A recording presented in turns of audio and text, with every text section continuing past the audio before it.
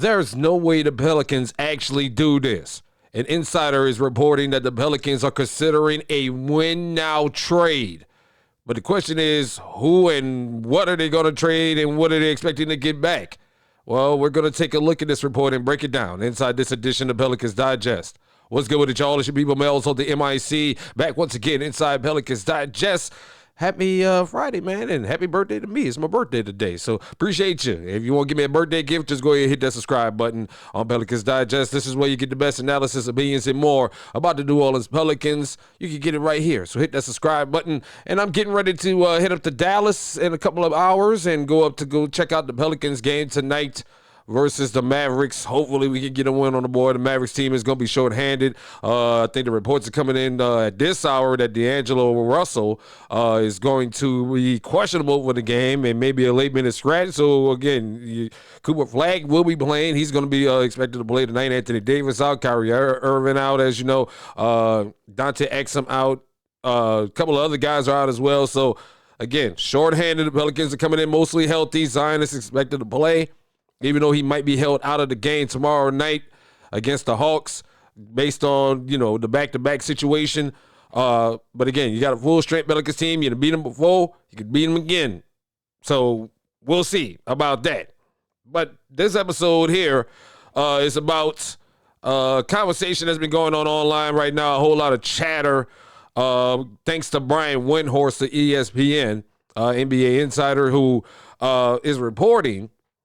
He was recently asked on Threads, what can the Pelicans do in this situation that they're in right now?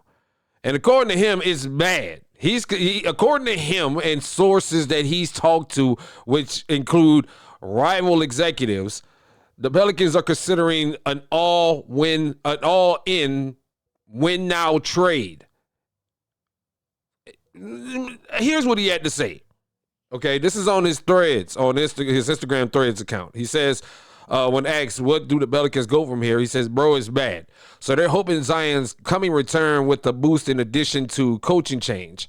But they may consider a trade that will be win now, which you never see from teams in last place.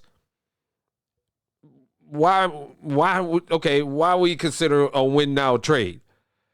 I kind of know why this is being brought up, because everybody's trying to assess the value of Zion Williamson and his trade value right now, including the Pelicans, more than likely. A lot of this is coming up because of that. But at the same time, what can we give up? What is there we're going to be able to sell? What can we sell? I mean, seriously.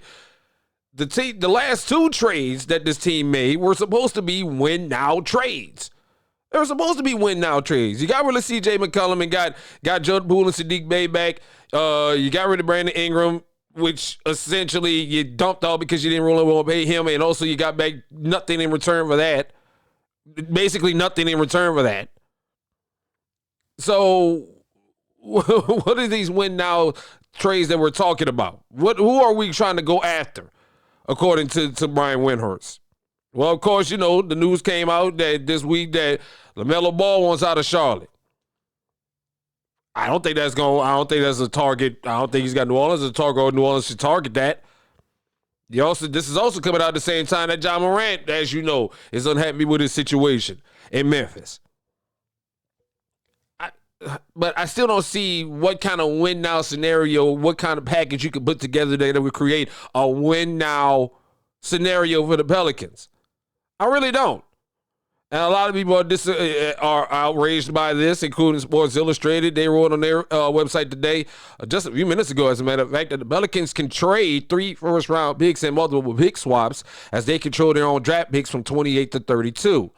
They have the matching salaries of Jordan Poole and Dejounte Murray, meaning that they could get to over $60 million in incoming salary in trades just with those two players. Add Kevon Looney and Sadiq Bey's contract, and the possibilities are endless for the Pelicans.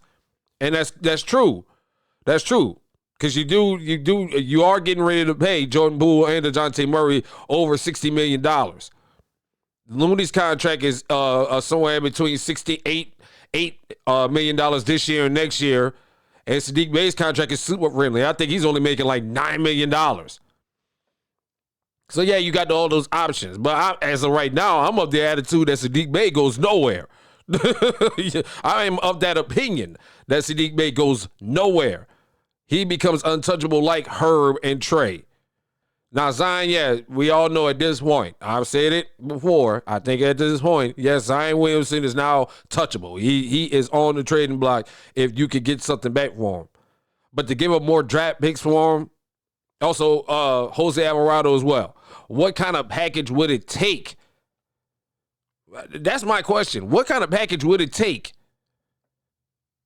Because what kind of package could it possibly take to make me believe that this is going to be a win-now scenario for this team this season to get into, if anything at best, a play-in spot as of right now? And that's what they say was illustrated as well. The Pelicans can't afford to rush the process and can't be tricked by their original sin of trading away their 2026 first-round pick. They can't take shortcuts and have to suffer through the pain of rebuilding from the foundation.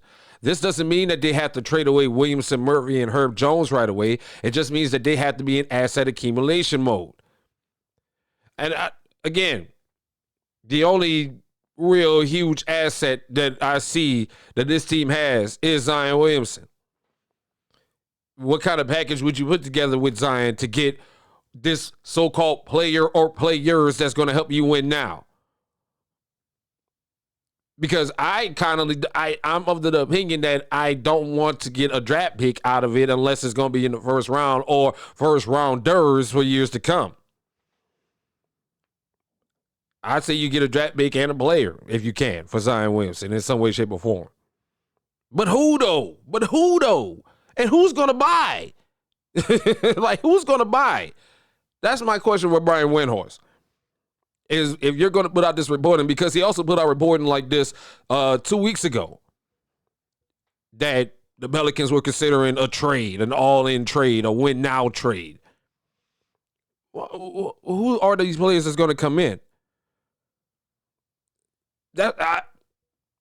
Because as of right now, and I've said this at the start of the season, this roster was constructed for this season and next season to be win-now attempts.